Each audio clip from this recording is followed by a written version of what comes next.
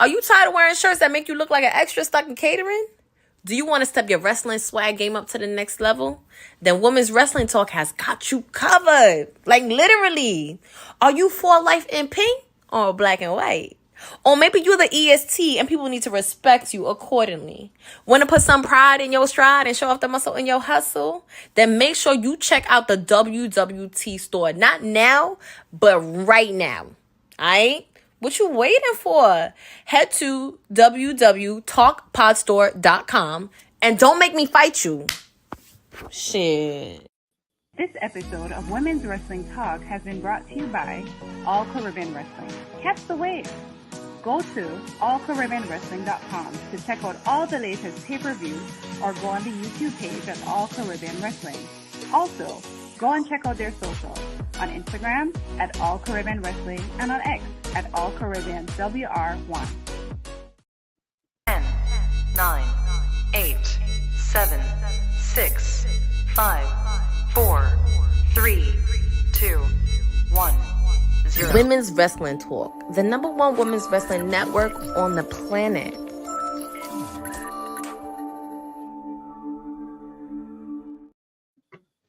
What up, y'all? Welcome to Women's Wrestling Talk, the #1 women's wrestling show on the planet. We are back for our post show, Mr. McMahon, the documentary, episode 3, Screwjob.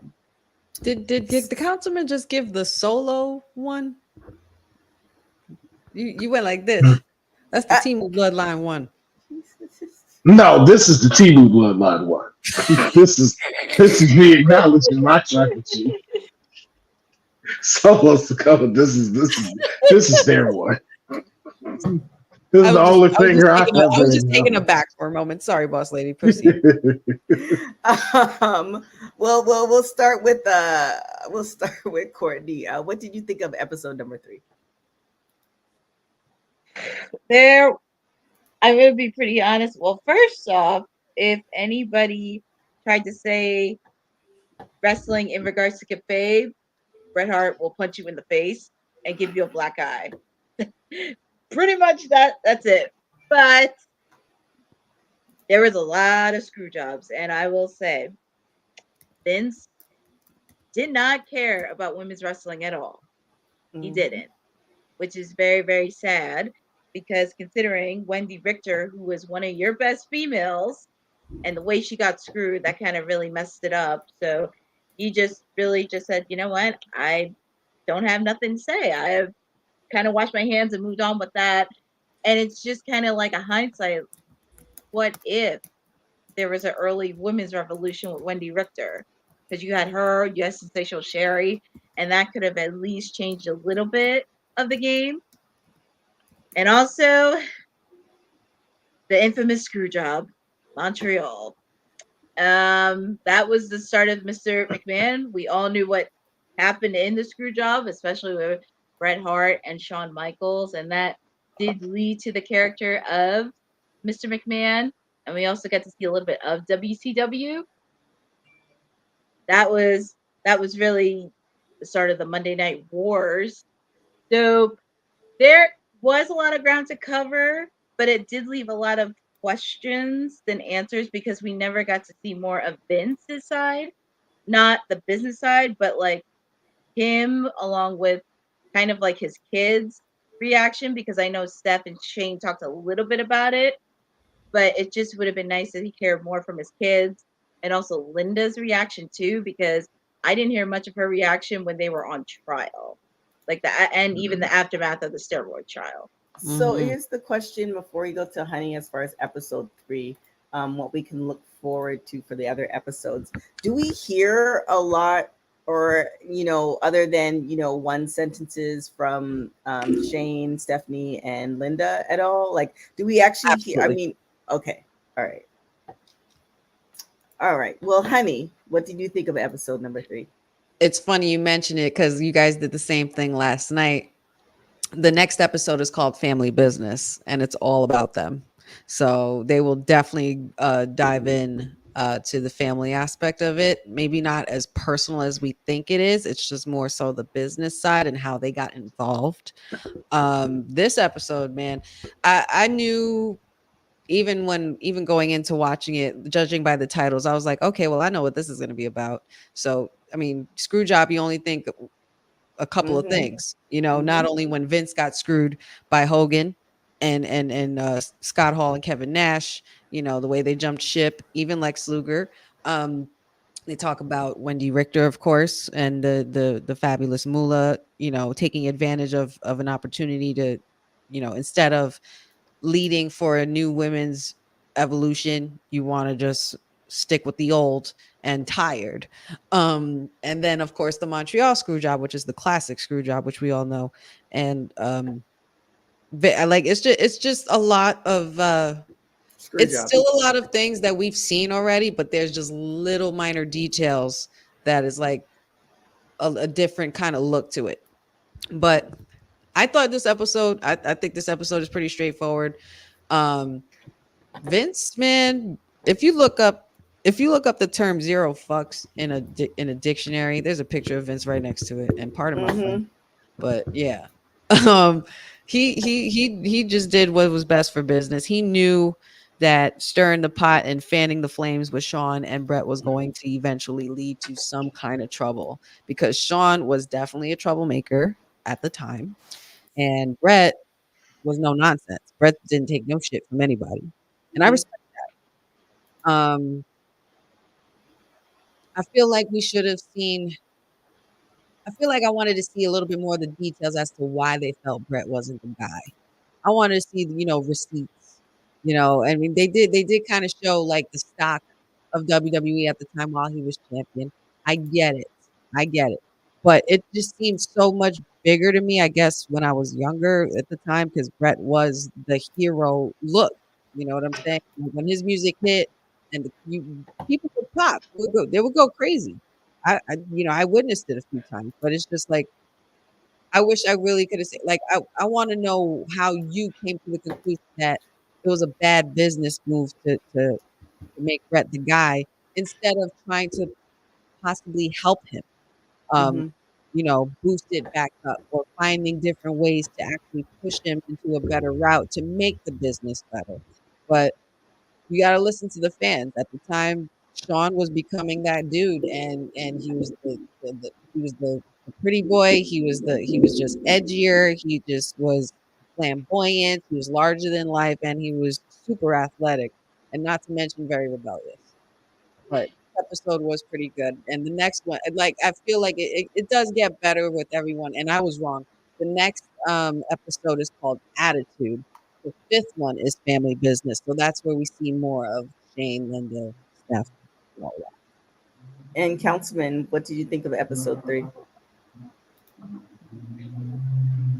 ahead. Oh, I'm gonna say a lot. Me. I saw this from a whole different perspective. So here I will answer the question that you were asking about when it comes to Brett. And here's why that didn't work. Because Brett had no charisma, because of what I consider to be mid as an overall character. Here's the problem: it wasn't because of him. He is who he is. That's what it's going to be. The problem was timing. And I say this to say, if Brett was the age that he was when Hogan gave the belt to Warrior, that's when you would have had a shining Brett happen. Because during that time, it was still kids there, and they would have all flipped for that. But the problem is, Brett was on the cusp of a dying audience where it just wasn't hitting anymore. So, like, to you, that sparkled as a kid because you're like, yo, and that's who it was being that's who was seeing it. But ratings wise, that wasn't enough because enough of you weren't tuning in for it. And now we're having this different shift, even in media.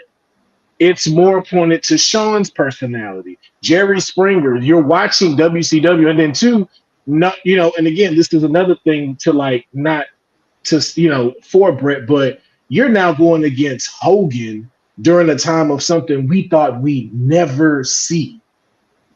You just being the best in the ring ain't gonna cut it. That's not enough to get us to not like, bro. They spray painting belts over there. They just threw Rey Mysterio like a dart into a trailer. And all you telling me is I'm getting the sharpshooter tonight? Like, that's not enough. And then what it also taught me was you have to do what's best for business. And I don't think we break down the term business enough. And I kind of saw that Wendy thing a little bit different because I heard y'all say it, but y'all didn't say the first part that he talked about, which was one, her being a problem. That's not the one part I'm focused on because I don't know what that means. It's the second thing he said that made me not feel for her because he said when it was time for her to drop the belt to someone else, she didn't want to do it. She refused to give up the title. So I'm curious as to who did you hold back from becoming champion? And what could that have led to had you not decided I'm only going to be in it for myself? And the same thing that they did with the Hogan situation is, okay, I have to give it to somebody that we know that, okay, like they'll work with us until we get this shit situated. I think it was wrong for you to pick Moolah for that, but that's who you entrusted at the time. So it's like, okay, drop it back to Moolah, then she'll drop it to this next person. So you put yourself above the business and you force Vince's hand to do this because you didn't want to play ball. It's the same thing with Brett. Brett's ego screwed him. I don't want to drop it down to Sean. That's you. What are the people saying right now? What are the people looking at? What is this business looking towards? We're trying to move it to the next generation, and you don't want to let it go. And then also from Vince's standpoint, I just watched a woman throw my WWE Women's Championship in the trash. I now have to come up with contracts to protect my stuff. Already just coming out the steroid thing. Bro, if you walk on WCW with the WWE Championship in your hand, we're done. That means all these other folks that are here, all these other people I pay, all of them lose jobs. Everybody. Was that his number one thing he was concerned about? Probably not. Probably just worried about himself. But you can't say if he's thinking about business, that's not included. Because what happens if he went there with that WWE shuts down? No Undertaker. Because again, maybe Undertaker never goes to WCW. Like, no, I'm too loyal to Vince. I'll never do that. We never get the Undertaker anymore. What if Stone Cold does the same thing and we don't get the Stone Cold era? That could have happened if that belt had been shown on WCW. And the fact that you did not tell them that you're going to do the right thing and drop the belt. What else do I have? What else do I have in my hand that I can do? So the question is, because Brett was is a pretty upstanding guy, do you think he just said he didn't want to drop the belt to Sean? Do you think he would have given Vince the belt before he left? Like, do you think he actually would have did what Medusa did? Because I don't think he would have done that. But to that point, he never thought Hogan would go to WCW and go against him. So you already have that. I never thought this would happen. Right. Yeah, no. Even as upstanding as Brett could be, his heart I still can't take that chance. Yeah, and I still can't take that chance with the same organization that just screwed me. Right. So I'm looking at this site because I'm just looking up to see about Wendy Richter and exactly what made her a problem. There's this article I'm looking at on givemesport.com with like 10 extremely unprofessional moments in WWE. And the number one moment is Vince McMahon denies Wendy Richter equal pay. So as far as her being a problem, not a problem for him, but a problem for the business, apparently. Right. Circa 1985, it says here, when WWF at the time, women's champion Wendy Richter started asking questions about the pay disparity for top champions of different genders, Vince McMahon responded by executing the original Screwjob. So all because she had questions about money and how much she was getting paid. That's, I guess, what based on what I'm seeing here. That's the problem. I'm not saying this is my words, but based on what I just saw here, that's apparently was the problem for Vince, which is very common at that time. Yeah. Of course. But then now but too, unfortunately it doesn't make it right. Right. It don't. But then too, from what, and again, he still needs to be accountable for what he did. That's why I'm not trying to excuse him or nothing. But you already went through that with Jesse and this unit. So what else could she have been talking to other people about when it came to this equal pay? What are you spreading around? Are you telling people you might not show up to this until I get paid this? Yeah, You're messing with a paranoid person already. Yeah. But like I'm saying, this does not excuse him for his act to say and then just generalize that, oh, she was causing trouble. It's like, well, is that trouble or is that something that you didn't know how to handle at the time and maybe you could have done better? Right. And I feel like you could have done better. But again, we're still working with a business that's not regulated. Mm-hmm. And even when businesses are regulated, they still don't. Oh, do right. that. I was going to say, it also said that Wendy Richter, as soon as that happened, she took everything, her gear and everything, and got on the first flight out of New York. She dipped and she was done. Yeah. So I don't know. But like, it's still, I don't know what it is with. I mean, maybe it's because, I'm not a business billionaire or anything like that. I didn't build a wrestling company from the ground up or anything, so I wouldn't know what's in their mind. But I just wonder, like, what's so hard about asking questions? Like, what's so, like, not maybe, like, I understand I'm not, and not in a way where you're trying to be challenging. I'm just curious. Like, I'm just curious. Okay. Like, what if it was innocent? Like, okay, so she wasn't trying to do no harm or cause it with that. She brought it to his attention because it said it was between Wendy Richter and Vince. She tried it. She just asked a question. So I'll give it to you in Game of Thrones terms. You remember how they say there's whispers in the castle? I understand that. Yes. And you remember how they used to handle those whispers in the castle? Yes. That's the same thing.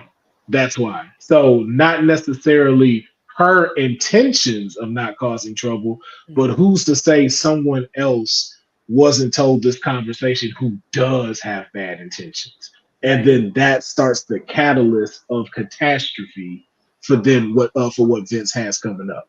Yeah.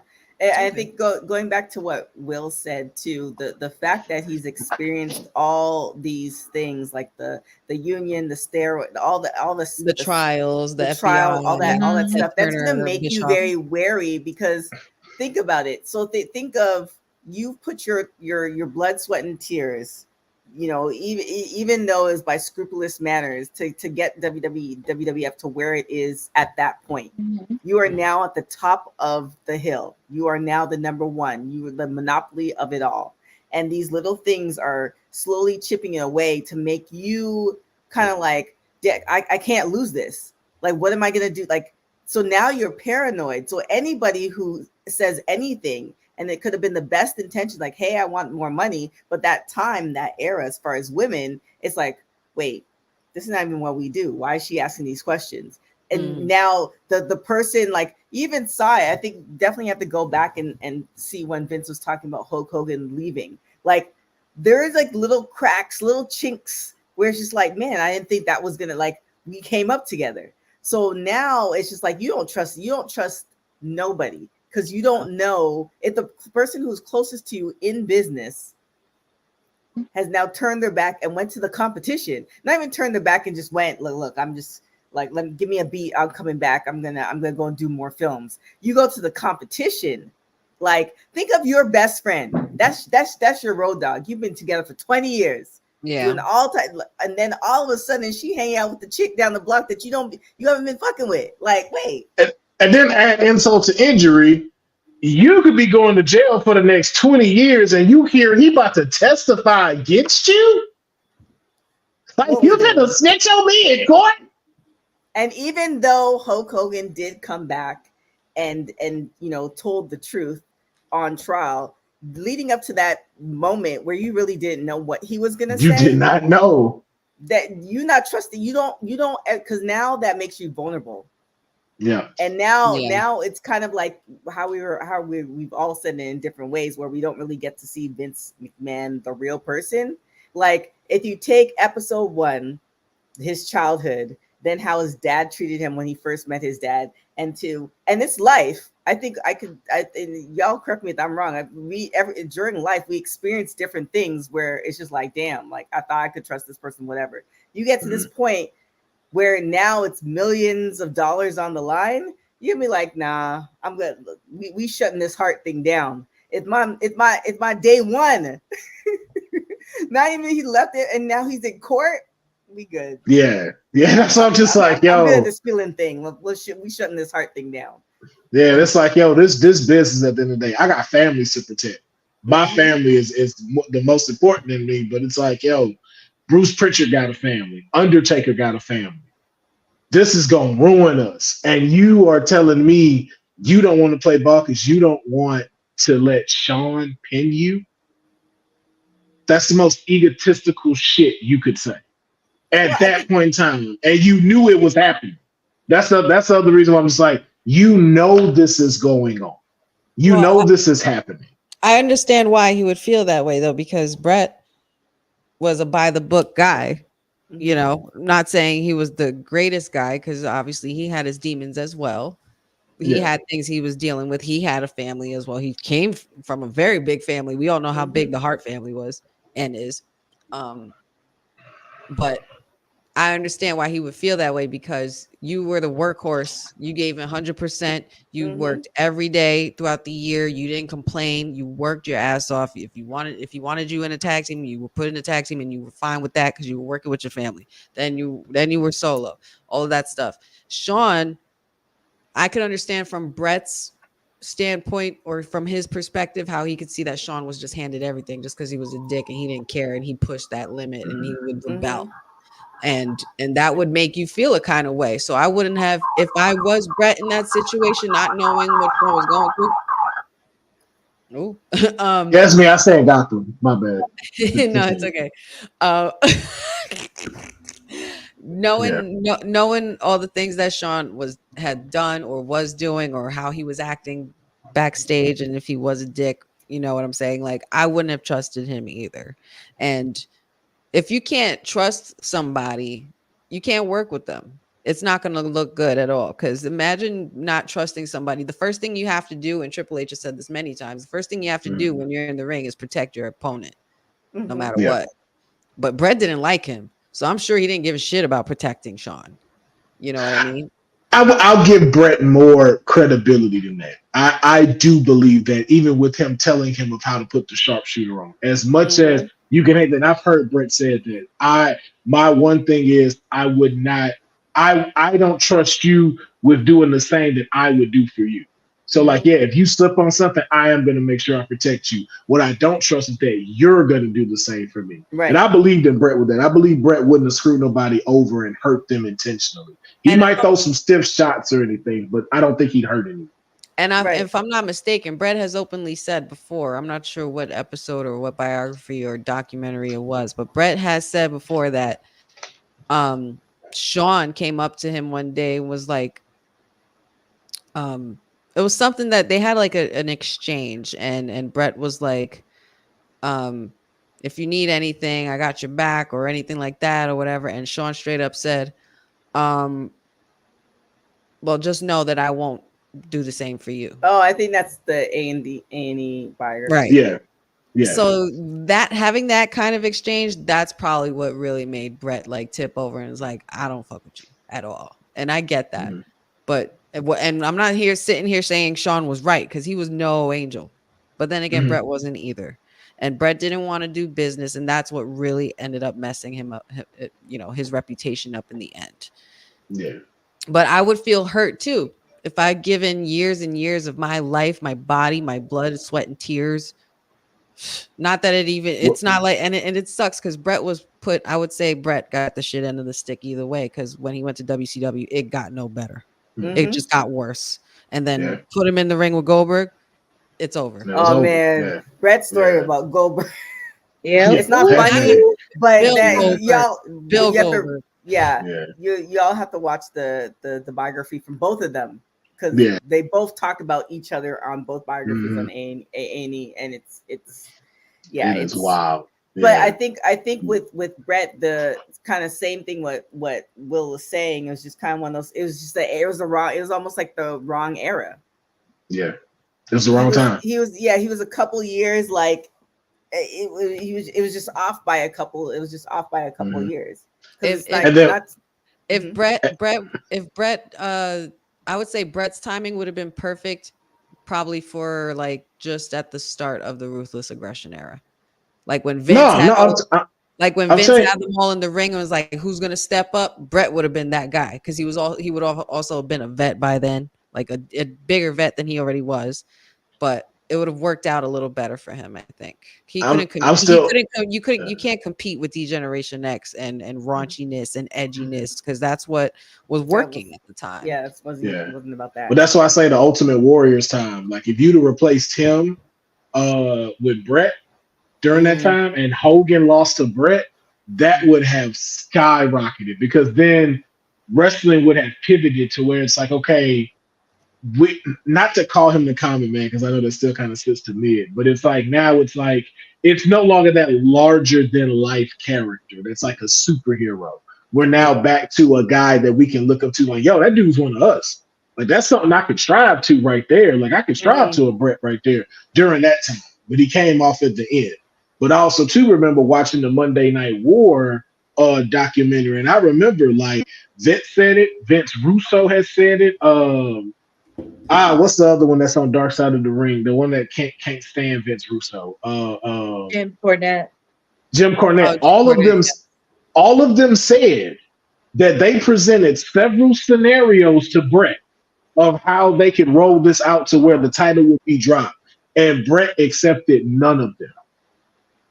And kept lingering on till the day of. And it's just like, yo, what are we gonna do?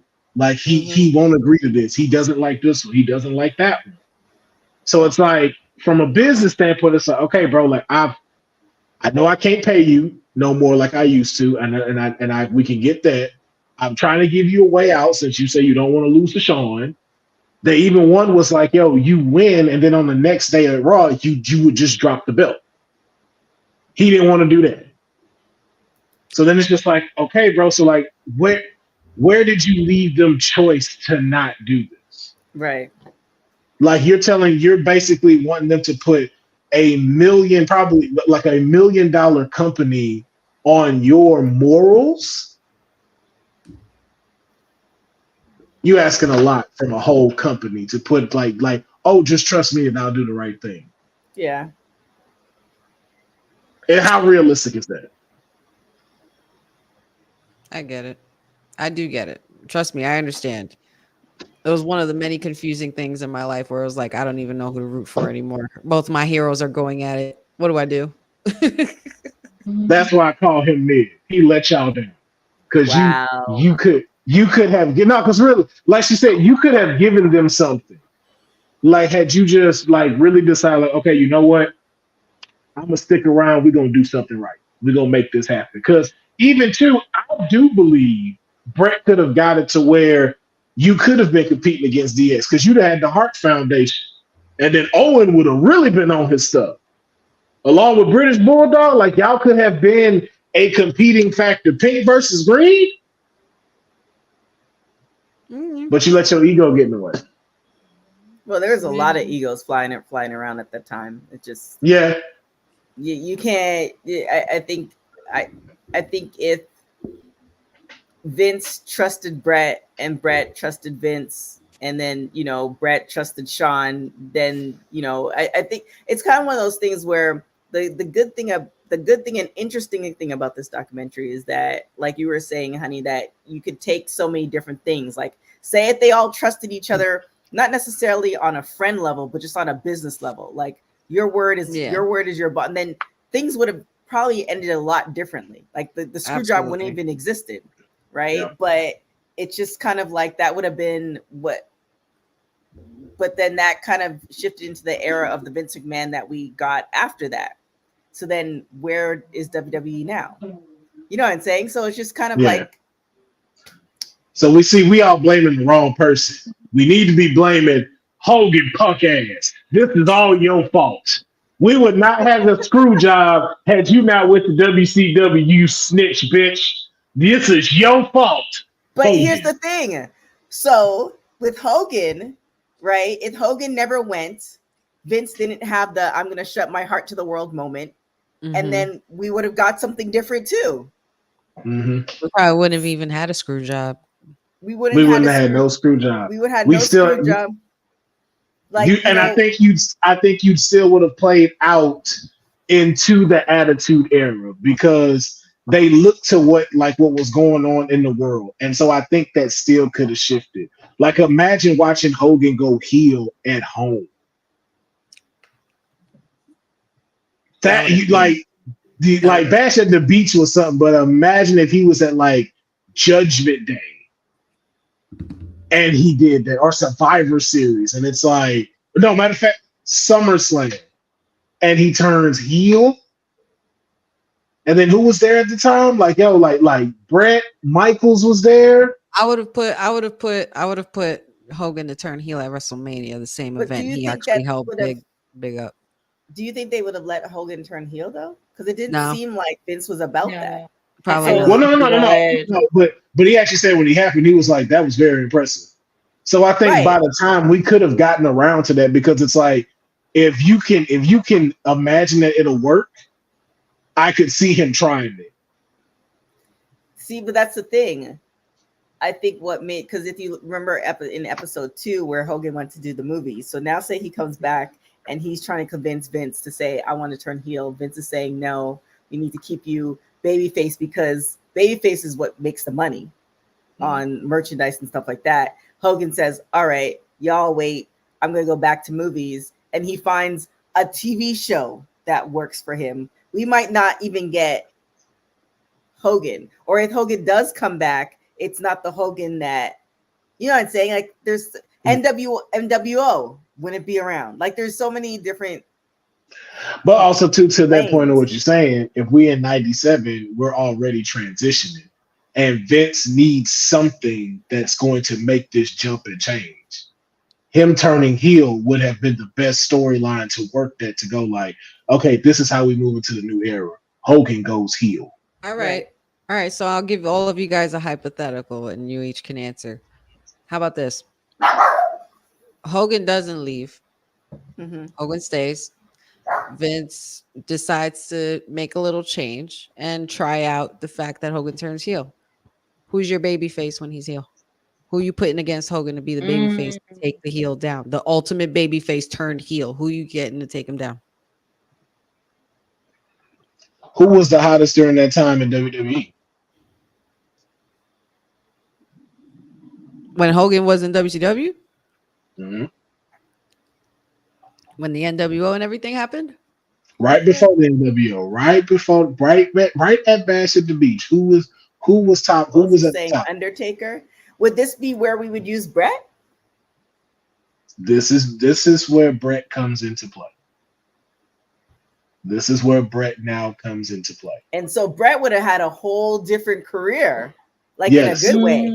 And then also too, what changed is that whole faction, because it would have been Hulk, Diesel, and Michaels together, because Diesel and Shawn would have got back together, and that would have been the first NWO, and you still have Razor Ramon. And then Chico joins. Who like even like just an open-ended question, even everybody in the chat, like besides Brett and Undertaker, is there anybody else?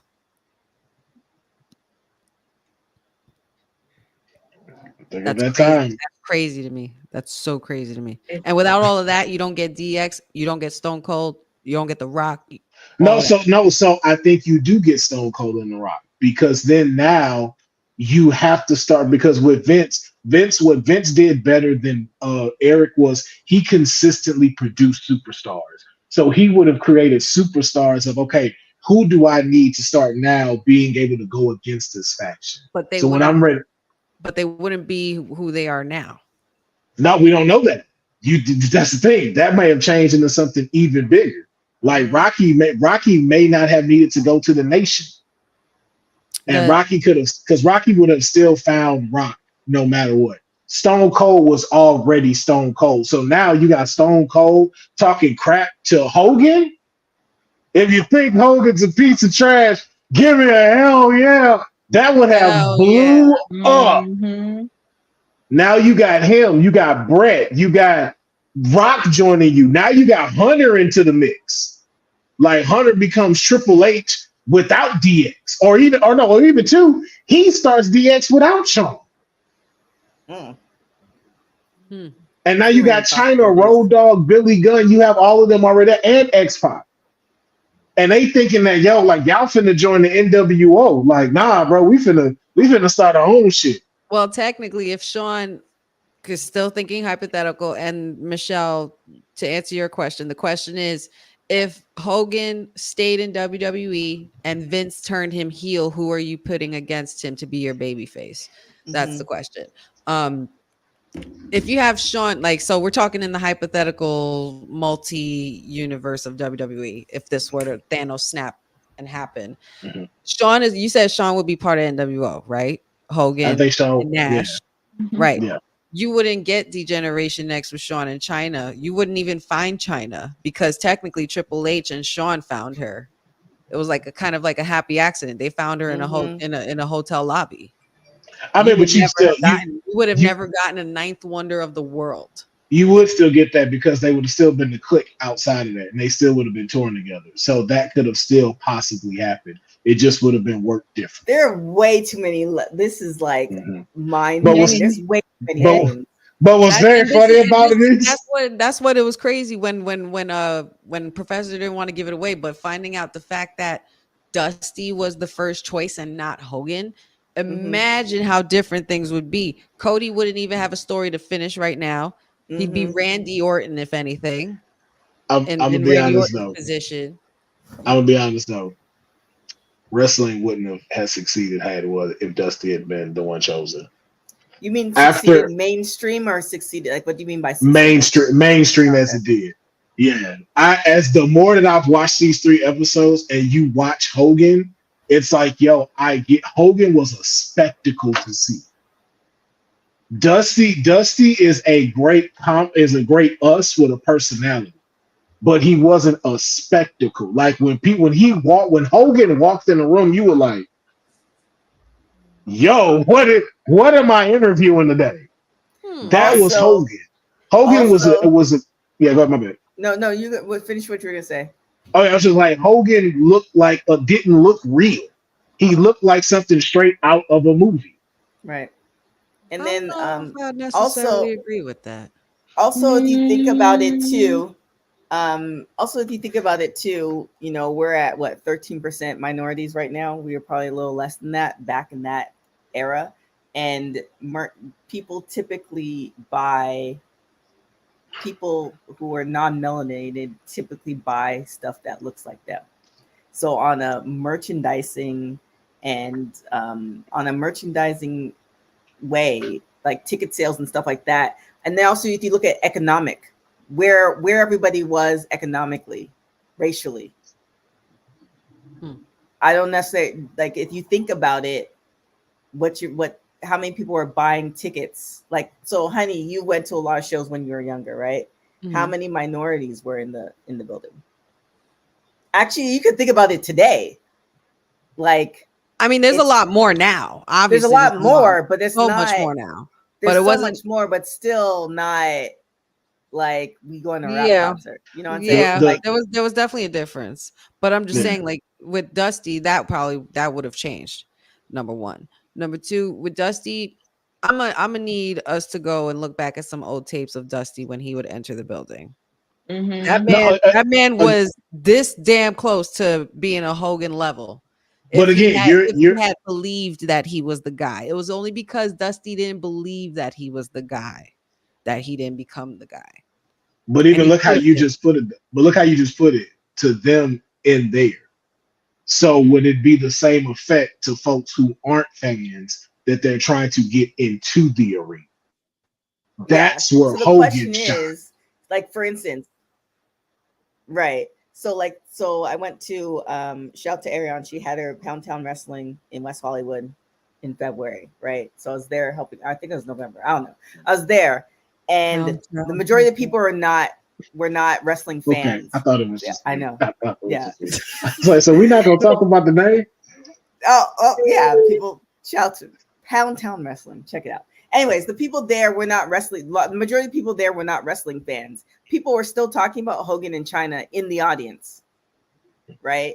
And I think it's with Dusty. I don't know if he would have had the mainstream, like people would be talking about him like that because the spectacle of it all. You know what I'm saying? Dusty looked like your friend's father or your friend's grandfather, like, and not in a bad way. It's just kind of like very like he's everybody's, everybody's family member. Dusty looks like a sitcom father. That's what Dusty looked like. Dusty looked like a sitcom father. Warrior wouldn't. I don't know about that one. I'll take it even further. Because Warrior was a great performer and a stud, but he was just wild, and he was kind of a little too uncontrollable for business, and I don't think he would have been in the right mind to want to do business for Hogan, considering how we know how he felt about Hogan throughout the years. Right. Yeah. I'll take it even further, and I'll say my pick, Ric Flair. I would say Ric Flair to be the babyface guy to go at Hogan, considering the history that they both have. And what other before you hear, like, other than let me tell you something, brother, what else are you hearing in the crowd even till this day? Woo. Yeah. Every 5 freaking minutes. Ric Flair could have definitely taken that torch as a babyface. His thing was more the flashy, of course, limousine rider, jet flying and all that. And he came off heel. He came off very heel. But if he would have turned that into a babyface route and mixed it with some Dusty persona, it would have been a different story. And I would have picked Ric Flair to be the guy to go at Hogan if Vince took Hogan and made him a heel.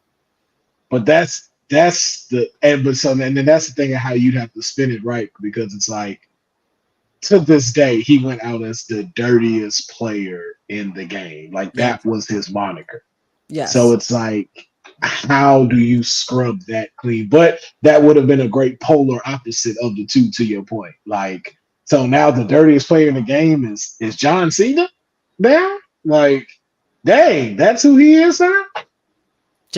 I'm just talking about as far as like babyface, not like character wise, but like babyface. John Cena will probably be part of Evolution or something.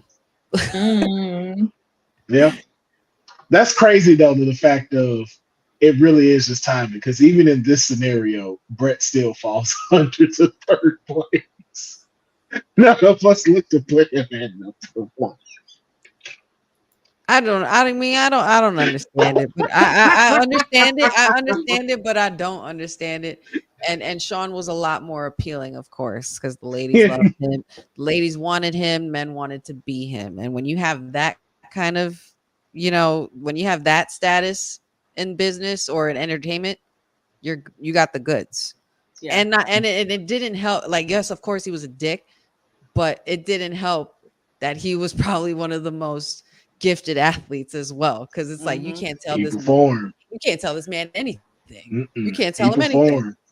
Even we've had the discussion here where we've talked about who's the real Mr. WrestleMania. The answer will always be Sean, technically, but like, would it have hurt if it didn't hit the same? Like, would it have been like what if Sean was actually like a good guy throughout? Like, because with Sean, it was kind of in between, I think you still have, again, the charisma there with all of that. So he would have still shined regardless. Because we've seen what he's like at a babyface. It's just the charisma that he had. And that was just something that Brett just refused to work on. Mm-hmm. And I think again that was his biggest downfall. Bret is like a great mixtape. Like there's a period like if there's somebody who's just like, yo, I don't care what nobody say. I That don't know. mixtape was fire. And it's I like, don't yeah, know. you're right. I don't know if it was his downfall. I just think it was because it was ingrained in him, you know, strictly wrestling. But that's Wrestling. It might not have been the most flashy. He might not have been the most charismatic, but technically the guy was a workhorse and he worked every damn day. You can't take that away from him. I'm not Like we but could the sit one here to a blue in the face and discuss Mhm. Bret Hart's career if it's mid or not. To some people it is, to some people it isn't. But at the end of the day, Bret was Bret, and Yeah. he was the shit at one point. But also to your point, Bret worked hard, but Bret didn't work hard to be timeless. And that's where his downfall was. You But he refuse is. to You don't think Bret Hart's timeless? Oh, you want me to really answer that? Listen, we can't say he's not because he's in the then, now, forever intro, and he's been in there. Like I could put my money up in 50 years. No one will be talking about Bret. I doubt. There's a few people in that list. Like in 50 years, y'all know how much wrestling can happen in 50 years? That's a lot of time. We're just getting to WrestleMania 50. Another 50 years of wrestling. Cliff bugging. Honorable mention. Honorable mention. And we'll still be talking. Like, look at us now. We weren't even really like I was a baby when Andre the Giant was popping. We're still talking about him. I feel like Bret. I feel like Bret with Bruno Sammartino. I barely remember, but we still talk about him. But again, you're talking about because they're the asterisk is an accolade. Bruno Sammartino, longest reigning world champion. Yeah, like Andre the Giant, 7-foot Titan. But Bret Hart, fill in the blank. But I'm not gonna sit here and say Bret wasn't timeless. I disagree with that. I think he's saying in 50 years because it's like you have so much wrestling, and the people that we do remember that we weren't around for, it was like either something physical like Andre the Giant or something that like nobody like in the list. If you look at like basketball players, right? The person who had the most shots or whatever, it's only a few people, and then you have like LeBron and like, you know what I'm saying? So I think what he's saying in the 50 years, will people remember that because there's just gonna be so much more wrestling? That's all I'm saying. That's all I'm getting at. That's it. I don't think that's true. And then with Von Erichs too, I'll see you in 50 years then. Yeah, but I say that, but I say that to see right. No, because he's gonna live for you. But for the majority of us, it's like, okay, it's gonna be like, oh yeah, that was cool. But I can say like in 50 years, when we're telling the story of wrestling, that's probably gonna be a paragraph, just like with a few other ones as well. And I only say that because of the fact of I wish your ego didn't get in the way. That's another reason why I don't like CM Punk. Y'all denied us of a career that could have spanned for decades. Because now people have to remember to talk about you. We have to throw you in there when we know there's so many moments that's rising beyond that. Like every year at WrestleMania, someone else's match that was in top 10 is dropping because there's a spotlighted match that did better. And it's like, the fact that Bret's ego deprives you of another 15 years of a career. Oh no. I don't know. I'm just saying. What do y'all think? Like, what do you like? You guys like TK or Courtney? What do you guys think? Like, do you think Bret is on a level where he can stand the test of time? When you hear the name Bret Hart, are you going to remember that in 50 years? I think it really just depends. It's kind of like how people say your top 5. You could talk to so many different people, and they're going to give different versions of their top 5. It depends on a lot of different things. So, for instance, me being Canadian, the Hart family, that's going to be something that's, you know what I'm saying? It's not necessarily, that's going to, like, there's certain levels to it. So I think for mainstream media, given how fast we're moving now, I don't know. I honestly, it'd be very here would be the thing to talk to like kids and see who they name as their top four. Like tell them don't name anybody that's wrestling now. Who are the people that you remember that you think are great?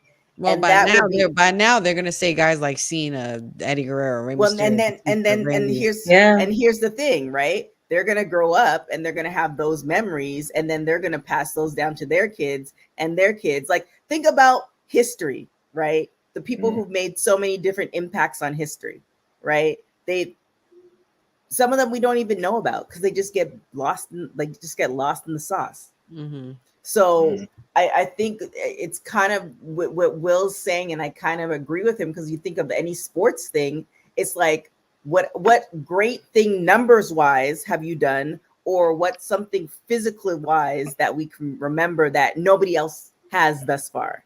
Like for instance, Wilt Chamberlain slept with 800 women. Like that's how I remember him. why did exactly that's the only thing I remember. Wild. I can I don't even That's obscene. I've never seen this man. I was not alive for his era, but that is the only thing I remember. And he's probably done great things. But that's like the only thing that I remember through all the other documentaries talking about him. My nephew know Mankind for one thing, he got thrown off a cage. that man is gonna stand the test of time because he got thrown off a cage. And he's nowhere near the accolade of Brett. We know that. Adding that to, and he also now we can add to it. He scored 100. He scored 100 points. There's always this asterisk to it that keeps them alive. Like Hulkamania was an era. Like that was a decade of Hulkamania.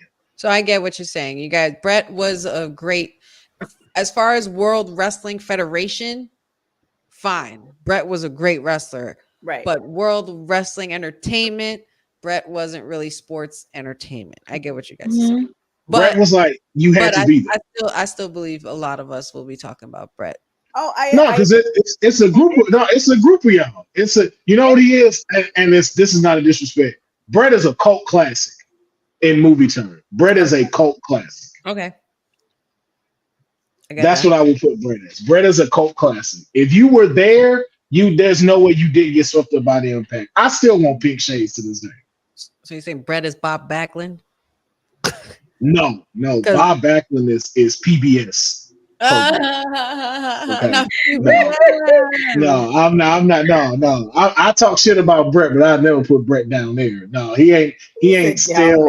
He ain't room temperature milk. Bob Backlund wasn't much, but them people. I'm not putting him right there. But again, too, since he has an asterisk, second longest reigning WWF champion. That's why we remember Bob Backlund. You don't have that asterisk. I'm not remembering Bob Backlund. Same thing with what's his name with the 2x4? What is his name? Hacksaw Jim Duggan. You remember that because of the 2x4?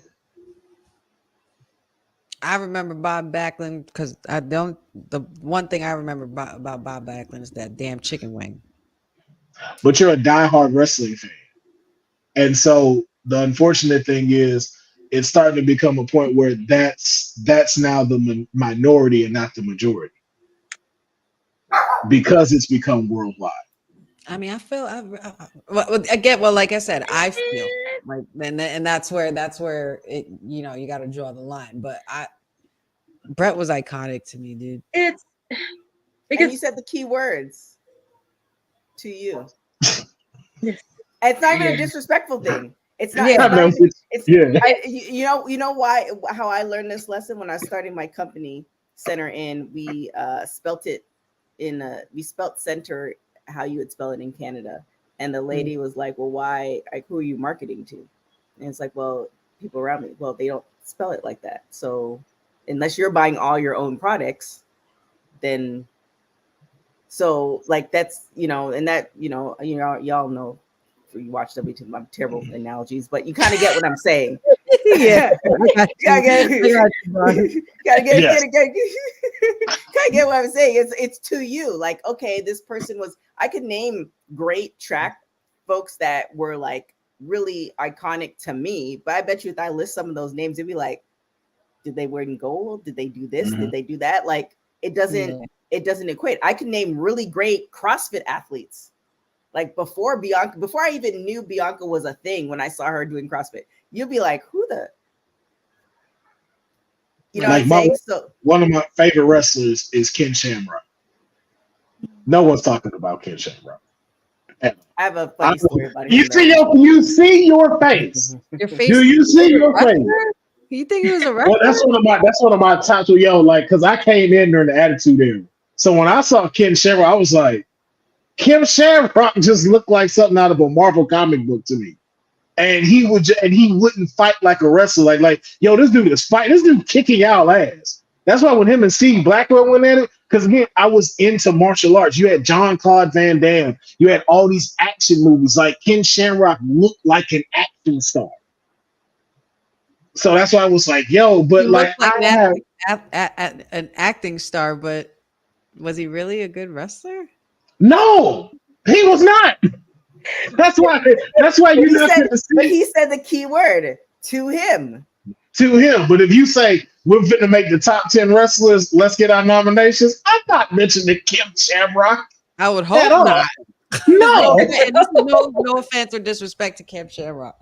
But when you going to tell the story of wrestling, like that's that. And again, I'm not comparing him to Brett. It's like there's moments in time, and then there's the two you. And that's what it is. To me, that was great. To you, Brett was great. But in the overall aspect of it, that's when we have to go, okay, we got to sit here and start kind of looking at reality of this too.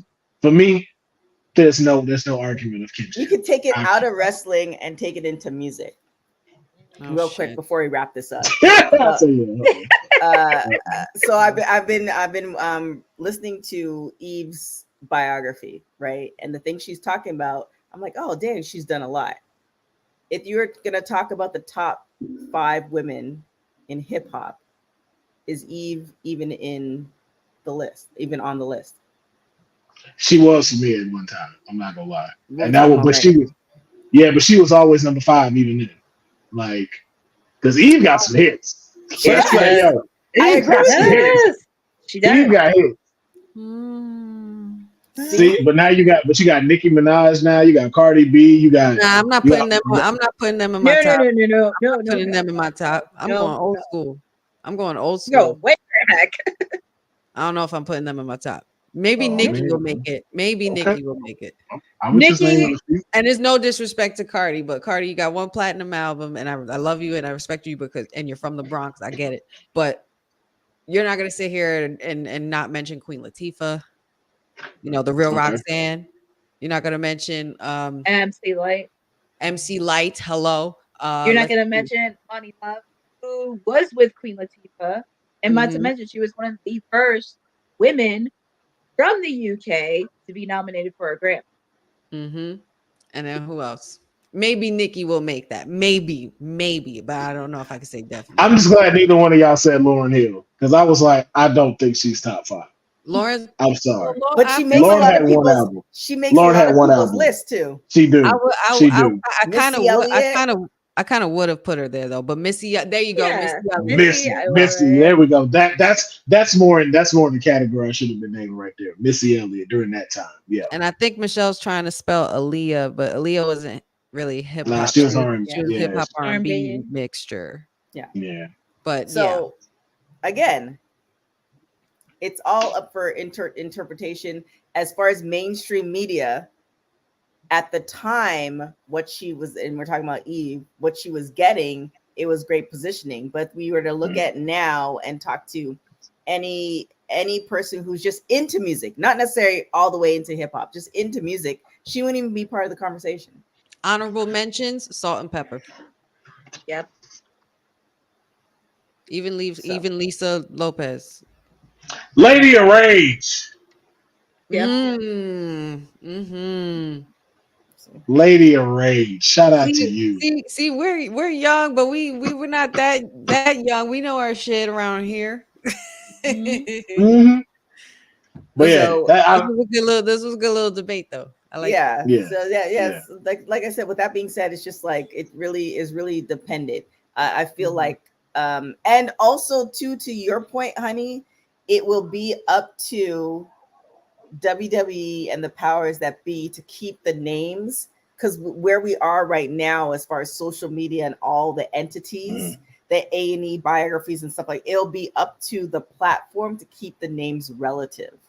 Yeah, Because all the stories that we're seeing, or all the stories that we're hearing, even in this McMahon documentary, a lot of the references come from the A&E biography, right? So it's like it's going to be up to WWE and everybody else involved to update it. It's just like taking, was it Cinderella that was in 2D and now you're seeing it in 3D, now you're seeing in live picture, all this other stuff. It's going to be up to those entities to continue the story to make his name relevant.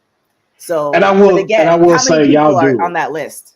No, and they are. And I will say that's why I think you continue to hear Brett, because you have people that will mention it. You have people that are saying it, like yourself. Like, yo, let me sit down. I can tell you a story about this. And you'll want to hear an interesting story. It's not like I'm not finna go like I'm not finna go watch his match at WrestleMania 10 with him versus his brother, because I know that's a good match. I know that's a fire match. So I'm finna go watch that. But it's like, y'all are the reason why I'm like, no, I want to hear Brett's story. So no, I do want to hear this, because we've seen Dark Side of the Ring. So we know, like, some people have an asterisk that's very negative. Like, for example, Chris Benoit. You're going to be now known for one thing, and that was what you did. Oh, and they talk about that too. And so for Brett, unfortunately, he has two that you had an impact for him, but your asterisk is the screw job. And so now your name in some ways live in infamy, because folks like you now have to defend it. Because that's the only thing that at one point too that they were pushing was really it. It was just like, yo, he was doing this, and then it came the famous screw job. Yeah. Yep. And it followed him like how Damon Dash, when he got with the Rockefeller stuff, that's all people ever bring up. So I want to talk about the screw job. Can we talk about when I beat Yokozuna for the WWE Championship? That's fine. But when you spit McMahon's face, how did that feel? It's same thing with Medusa and throwing the belt in the I want to say rubbish, in the trash can. It's she, and the thing is, when we were getting ready to interview her, when I was researching to interview her, her story never changes. So to ask her the same thing, she's just gonna give you the same story. But that's one of the main things she's known from it for, is you just kind of reference if you don't really follow her, or if you're not really big into women's wrestling. But I don't want to keep my East Coasters up too much later. It's like 1 or 2 in the morning over there. We're sorry. It's crazy, and we'll have to get to the streets. So I feel like for those folks who are joining us, or who are gonna watch this in the morning, we're doing this day by day. So we just finished episode 3, so we're gonna do episode 4 tomorrow. I think some version of it tomorrow. After Raw, after Raw, right? Yeah. Well, that's still 8 o'clock. Yeah, that's still 8 o'clock. So it's 8 o'clock for you. Yes. For me, yes. Sorry. It's 8 o'clock for us. 2 words for you. Yes. For you. Yeah, that's the takeaway of this whole post show. For you. For you. Okay. For you. It's all about perception and perspective. I love you guys. Oh my gosh. With that being said, we'll let our 2 East Coasters get to bed. Honey, where can everybody find you? You guys can find me up late with the crew watching McMahon documentaries and talking all kinds of wrestling shit for the next couple days. Other than that, you can find me here Monday, Wednesdays, Fridays on WWT Live with the WWT Live crew. Don't forget to check out the Honey Smackdown watch along that we do every Friday for 2 great hours. I don't know what the hell SmackDown or Raw is going to bring us this week. Boss Lady, can I confirm that we're gonna be doing a Raw watch along for when it goes to 2 hours, like starting October 7th? Could that be a thing? Maybe. I mean, sure. If you're gonna be there. All right. Well. All right. Well, it could be there. Yeah. Okay. Well, it just might. Just a little hint for everybody. And other than that, you can find me on all the social spaces, Wrestling with Honey. Instagram, Wrestling with Honey, TikTok, Facebook, Wrestling W Honey. And please tell your friends about the newest, sweetest podcast around, the Wrestling with Honey podcast. It's going to be premiering on YouTube very, very soon. And I can't wait. And Courtney, where can everybody find you? Oh, well, this was a fun chat tonight. This was a really fun one. But you can also find me on Twitter and Instagram on @CourtneyNJ11, where I have everything that I need updated, whether it's in wrestling, whether it's in PR, or whether it's in pageantry. You can see me. You can also see me here on WWT Live every Monday, Wednesday, and Friday. You can also catch me on Wednesdays when I do my watch, not only for WWE, but I also do for AEW. It's going to be a special AEW this week because they are celebrating 5 years of Dynamite, and it'll be in Pittsburgh. So feel free to check out that. I'm telling you. Yeah. Pittsburgh. So feel free to check me out. Feel free to check me out and follow me on my social. And Will, before you pound the town, where can everybody find you? You can find me at I Told Y'all About Brett on all my social platforms. And I'm gonna stop because that ain't gonna fucking mess me up. I don't know why. I don't know. It was a look she gave, like, yeah, it was the look she just gave, like, you know what? I've said what I need to say about Brett. I'm gonna leave Brett alone. Listen, we can only use dissension for the co-mayors. There will not be any dissensions between the digital tag champs. You could never. Yeah. Don't show face. Don't show face. What they were talking about? What Vince always say? Don't sell. Don't sell. Don't sell. Kayfabe. Yep, K-Ray, don't sell. Don't sell. But I am officially done with talking about Brett. Today. I've said my points from the good one side and why I feel the way I feel. Just don't like that y'all were deprived of y'all hero for those choices. But yes, you can just find me here at WWT Live Monday, Wednesday, and Friday. And of course on Tuesday for the Tuesday night Pharaoh NXT watch along. Come and join us this Tuesday because we got a new home. The CW. Oh, yeah. Come check it out. I'm trying to get the whole WWT family to come watch as my client remains successful as the NXT Women's Champion. And everybody just is going to ask the question that we're going to have to answer Wednesday. What's next for Julia? So I cannot wait for Tuesday to come. And that's it. I thought you were going to mention Lola. All right. No. Absolutely not. We even NXT don't mention Lola. So why? Oh. Why?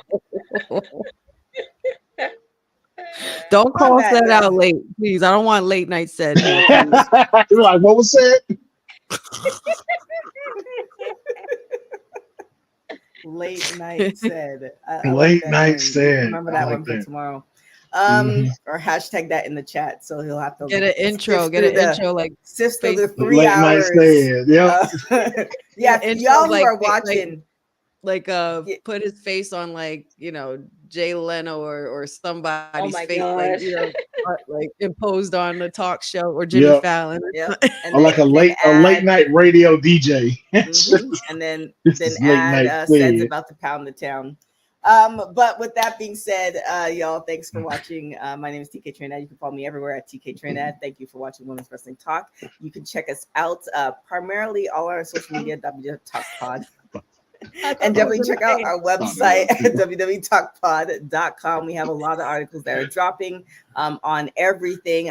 We have about 5 interviews in the can that are going to drop as well. So stay on the lookout for that. And definitely shout out to our sponsor, All Caribbean Wrestling. They're heading to the Bahamas October 19th. So you can check out all that information. With that being said, thank you guys so much for watching Women's Wrestling Talk, the #1 women's wrestling show on the planet. I can't help that I'm so eager to acknowledge my team. I'm sorry. I just can't help it. No, because I hesitate. Because I was about to do the same thing. I was like, no, I think she's still talking. I think she's still. And then I saw Honey doing it, and I was like, okay, yeah, no. I was a second behind you, Honey. I promise you. I would. You couldn't see it because my name right here. My finger was like right here. It was about to come up, and I was like, Courtney's giving the face like, wrap it up. I'm trying to go to we bed, need to y'all. go, like, this yeah. All right, Ciao, y'all. Thanks for joining WWT. Don't forget to like us on all social media platforms at WWTalkpod. Like and subscribe on all video and audio platforms. Like, yes, the